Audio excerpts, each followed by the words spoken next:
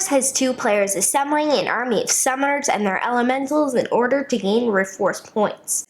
Players will play cards at various locations in an attempt to control them and destroy their enemies who are trying to do the same. One More Time Games provided this in exchange for an honest review. Players draft 4 guild from the 10 available. Each guild has a summoner and 9 paired elementals. Summoners activate their own elementals in a unique way to move and/or attack. Summoner cards aren't played during the game, but are instead references when activating elementals. Play elementals at locations in order to control them. Many elementals are capable of attacking enemy elementals. Every guild has a set of 4 elementals with 5 life points, 3 with 6 life points, and 2 with 7 life points. Elementals within a guild are otherwise identical. On your turn, take one of 3 actions. The first is to play up to 3 elementals to locations on your side of the rift. These must either share the same symbol or number. Elementals can be played to one location or one to each 3 adjacent locations. If there's already an elemental at a location, place the new one furthest from the rift. The second possible action is activating elementals. Discard an elemental from your hand, then activate up to 3 elementals at any locations on your side of the rift. These must share the same symbol or number as the card you discarded. Moved elementals are put in the location's farthest position. Positions are important because some summoner abilities refer to elementals in the first or last position when dealing/healing damage.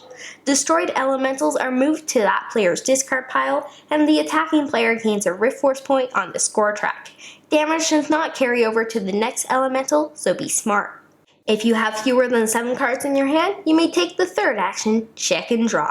Check if you have control of any of the 5 rift locations. Control simply means that you have 1 or more elementals at a location and your opponent has none. Gain a Rift Force point for each controlled location. Finally, draw back up to 7 cards. Once a player reaches 12 points, the end is triggered. The current player finishes their action, then the opponent takes a single action if necessary so that players have taken the same number of actions. The highest score wins. If still tied, continue taking turns until the tie is broken. Take actions and play cards to maximize your unique abilities in order to defeat your opponent. That's Rift Force. Our games of Rift Force, including setup and takedown, have averaged 30 minutes. You could easily play this on weeknights. Your times could vary a little, but it's a rare game that's as short as 20 minutes or as long as 40, at least once both players know the game. You'll need around 3 feet by 4 feet due to the width of the game and because it grows in height while you play.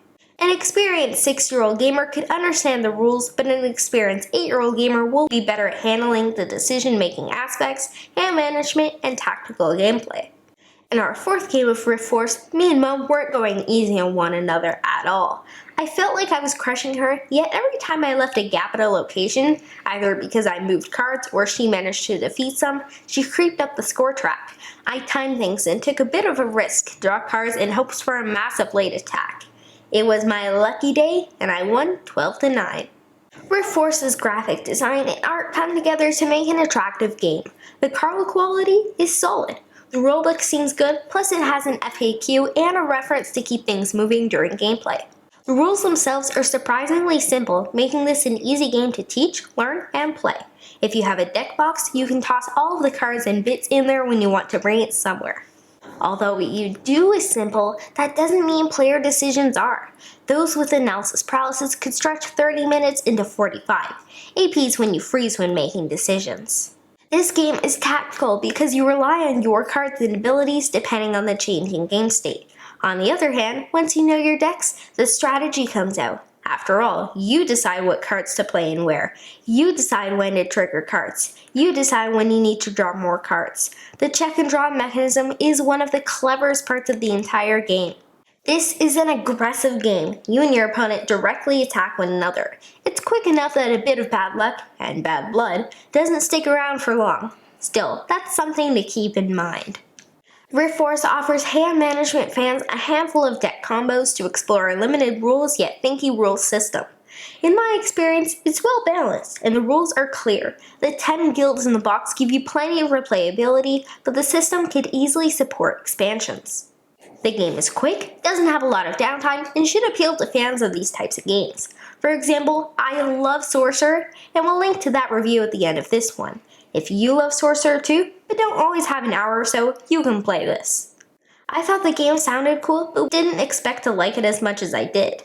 My whole family enjoyed it, to be honest, and I look forward to continuing to play this.